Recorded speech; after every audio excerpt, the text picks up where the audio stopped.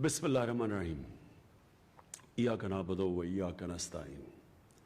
मेरे पाकिस्तानियों, इस वक्त आप देख रहे होंगे कि सारी दुनिया कोरोना वायरस की जंग लड़ रही है और हर मुल्क अपनी कैपेसिटी के मुताबिक लड़ रहा है।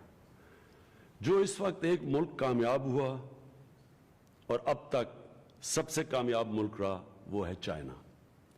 और चाइना ने अपने वुहान शहर जो था उनका वुहान, उधर उन्होंने तकरीबन 2 करोड़ लोगों को बंद कर दिया, लॉकडाउन कर दिया। और लॉकडाउन करके उन्होंने आज इस कोरोना की वायरस के ऊपर काबू पा लिया है।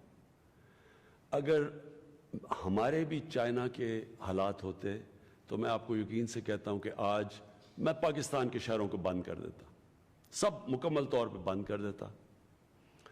लेकिन हमारा मसला ये है कि 25% हमारी आबादी शदीद गुर्बत में रहती है। मतलब कि 2 वक्त की ऐसे घराने हैं जो कि 2 वक्त की रोटी नहीं खा सकते, और उसके ऊपर 20% ऐसे लोग हैं जो गुर्बत की लकीर के इर्द गिर्द हैं। यानी अगर एक झटका पड़ता है तो वो भी उसके नीचे आ सकते हैं। तो हम बात कर रहे हैं तकरीबन 8-9 करोड़ लोगों की। तो अगर हम लॉकडाउन करते हैं और इन लोगों का हम ध्यान नहीं रख सकते, जो बिल्कुल बेरोजगार होकर घरों में बैठ जाते हैं, जिनके पास खाना पीना नहीं होता, तो ये कोई कभी ज़हन में डाल लें, कोई किसी किस्म का लॉकडाउन कामयाब नहीं हो सकता। लॉकडाउन अगर हम करें और हमारे कच्ची आबादियों के अंदर एक कमरे में 7-7, 8-8 लोग, उनको हम कहेंगे कमरों में बंद हो जाओ, और हम उनको खाना भी ना पहुंचा सकें, कोई लॉकडाउन कामयाब नहीं होगा। और अगर किसी का ख्याल है कि लॉकडाउन कामयाब हो जाएगा अगर हमारे डिफेंस के या इस्लामाबाद के बड़े सेक्टर्स के लोग अगर वो बंद रह जाए तो कामयाब हो जाएगा, कभी इसलिए कामयाब नहीं होगा कि ये एक ऐसी बीमारी है जो अमीर और गरीब में फर्क नहीं करती। अगर गरीब इलाकों के अंदर लोगों ने लॉकडाउन ना माना और वहां वो मिलते रहे, और वैसे भी मुश्किल कि अगर वो करीब करीब रह रहे हैं और 6-6, 7-7, 8-8 लोग एक कमरे में, तो अगर हमारा ख्याल है कि अगर गरीब इलाकों में वायरस रहेगी और वो अमीर इलाकों में नहीं आएगी, ये हमें समझ आना चाहिए कि दुनिया में आज आप देख लें क्या हो रहा है। बर्तानिया के प्राइम मिनिस्टर को कोरोना वायरस हो गई है, तो ये कोई फर्क नहीं करती किसी। इसलिए ये सारी कौम मिलके इस वायरस के खिलाफ जंग लड़के सिर्फ जीत सकती है, ना कोई गवर्नमेंट जीत सकती है। किसी का अगर ख्याल है, अगर अमीर तरीन मुल्कों का ये हाल है आज, अगर अमेरिका का ये हाल है, तो आप खुद ही समझ लें सिर्फ वसाइल से ये कभी भी जंग नहीं जीत जा सकती। ये सारी कौम इंशाल्लाह जब मिलके लड़ती है तो तभी वो जीत सकती है।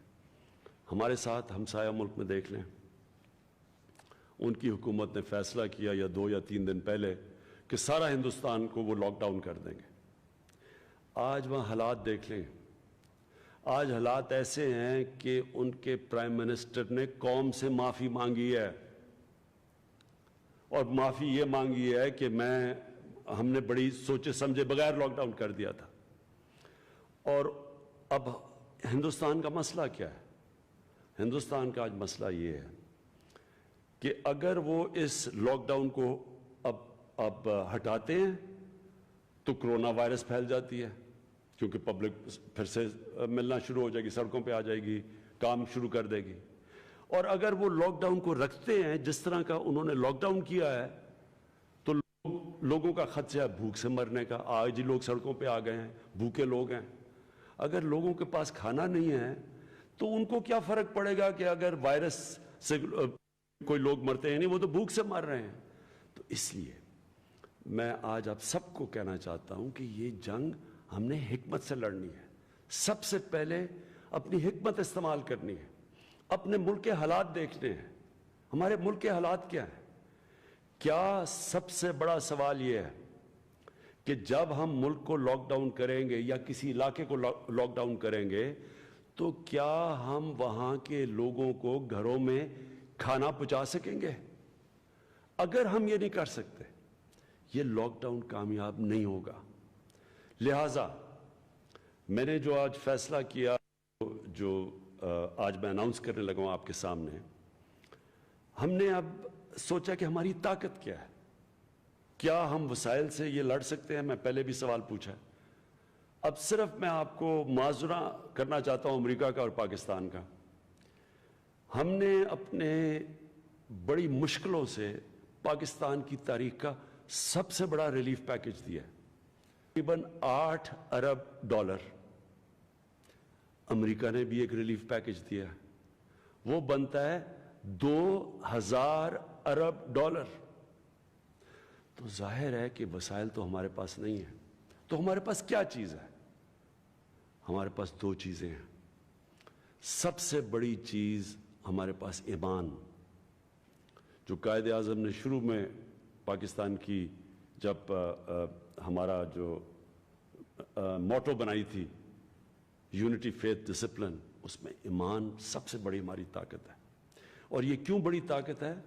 کیونکہ ایمان کی وجہ سے پاکستان کی وہ قوم ہے جو دنیا میں 4 یا 5 ملک ہیں جو سب سے زیادہ خیرات دیتی ہے. دوسری ہماری طاقت کیا ہے؟ ہمارے نوجوان آبادی. اس وقت دنیا کی ہم دوسرے نمبر پہ سب سے نوجوان آبادی ہے. ان دو طاقتوں کا اب ہم نے استعمال کرنا ہے. کرونا کی یہ جو وائرس کا مقابلہ کرنے کے لیے اور جنگ جیتنے کے لیے، یہ ہیں دو پاکستان کی طاقتیں. تو پہلی چیز تو آج میں وہ جو اناؤنس کر رہا ہوں، جو میں نے پہلے کہہ بھی دیا تھا میڈیا پہ، کہ کرونا کی ریلیف کے لیے ٹائیگرز فورس میں اناؤنس کر رہا ہوں. یہ جو ٹائیگر فورس ہے، کرونا ریلیف ٹائیگرز، یہ وہ نوجوانوں کی فورس ہوگی جو انشاءاللہ وہ جو ہماری کمیاں ہیں وہ پوری کرے گی.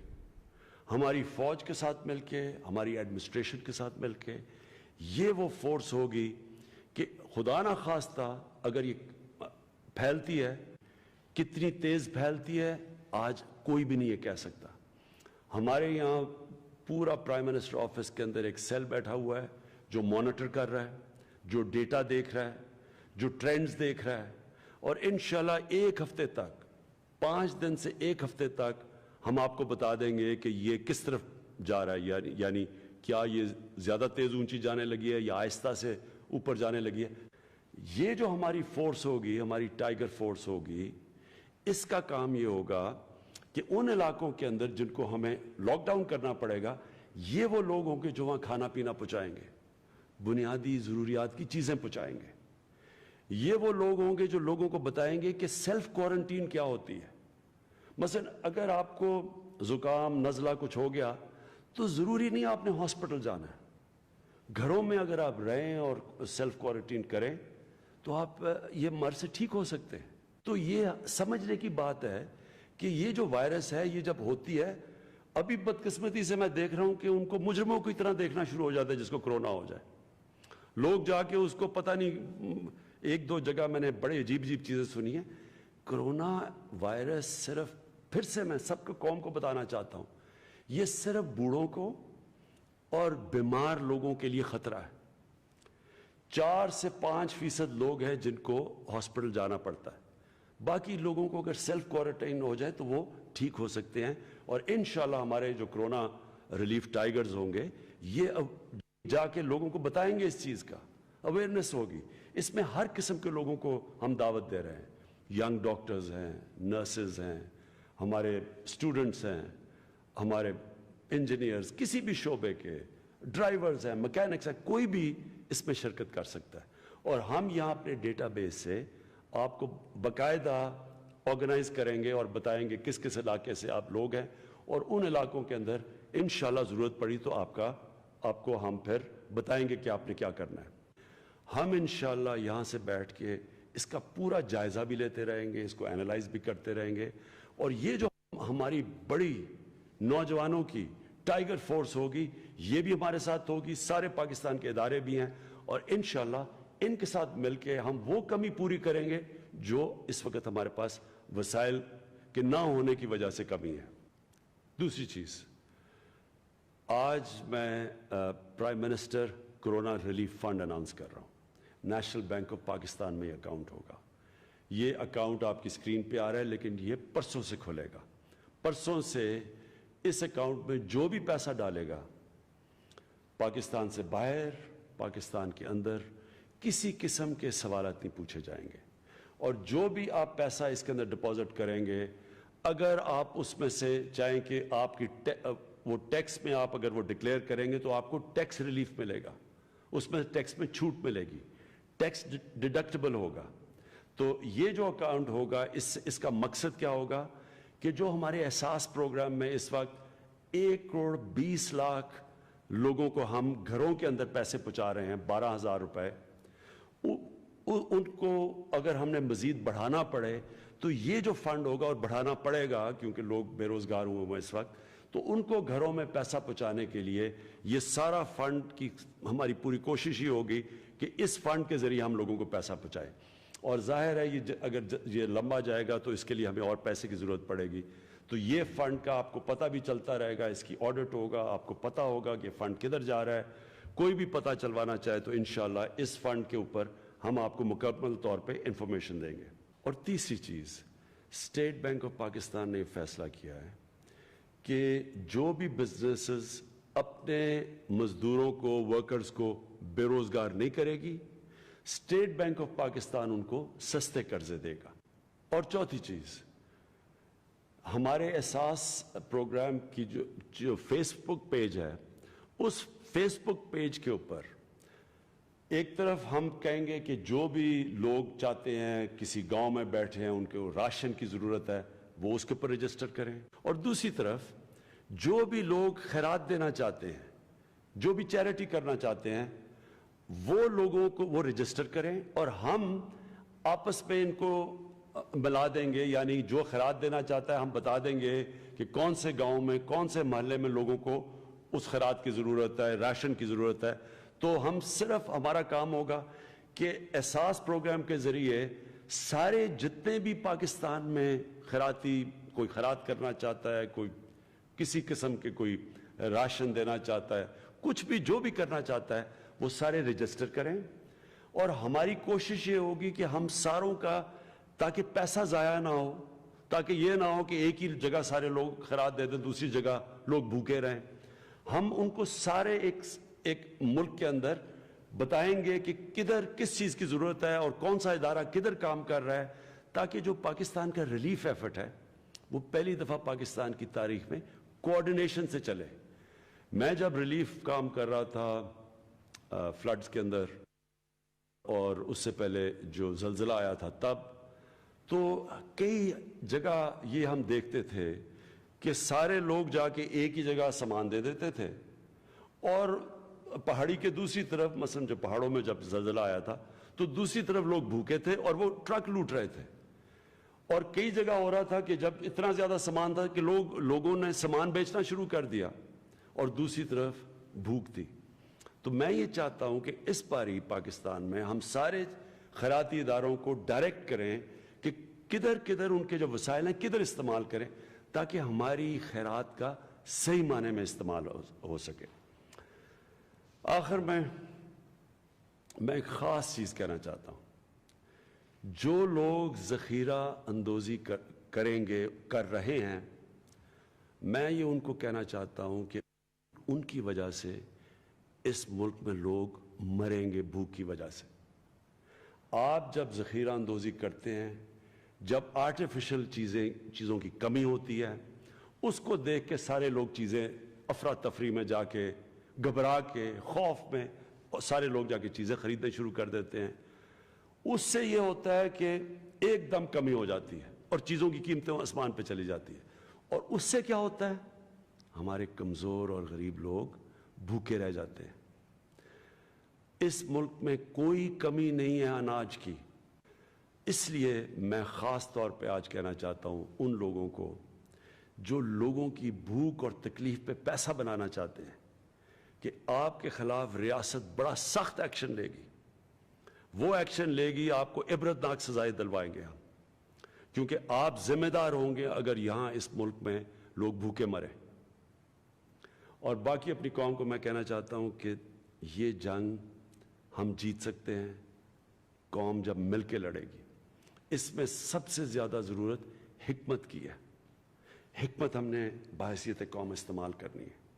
اور اس کا مطلب یہ کہ جب ہمیں پتہ ہے کہ جدھر بھی لوگ جمع ہوتے ہیں وہاں کرونا وائرس کا پھیلنا کا خطرہ زیادہ ہے, تو ہمیں خود ہی سوچ لانا چاہیے کہ ہم نہ جمع ہوں, فاصلے رکھیں, کم از کم ایک دوسرے انسان کے بیچ میں 2 گز کا فاصلہ رکھیں, جس کو سوشل ڈسٹنسنگ کہتے ہیں.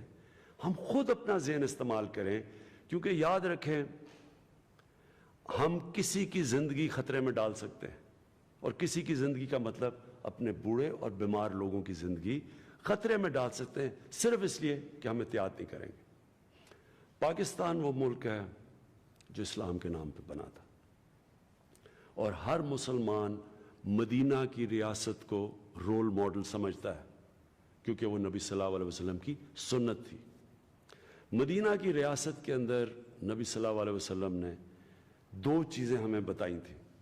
سب سے پہلے دنیا کی تاریخ کی پہلی فلاحی ریاست بنی تھی, یعنی کہ ایک انسانیت کا نظام بنا تھا.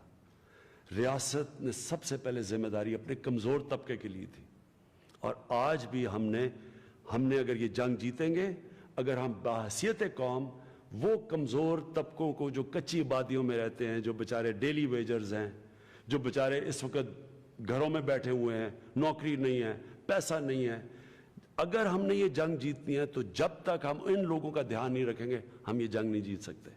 اور ہمیں یاد رکھنا چاہیے کہ انصار اور مہاجر کا جو ہمارے نبی صلی اللہ علیہ وسلم نے شروع میں جو بھوکے لوگ آئے تھے, کوئی ہاتھ میں چیز نہیں تھی, جب مکہ کو چھوڑ کے آئے تھے, تو جس طرح انصاروں نے ان کی مدد کی تھی, ان کو دھیان رکھا تھا, وہ سپرٹ چاہیے آج پاکستان میں.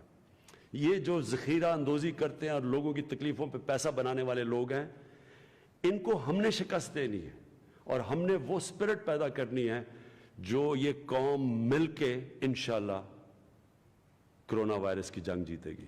پاکستان پائندہ باد.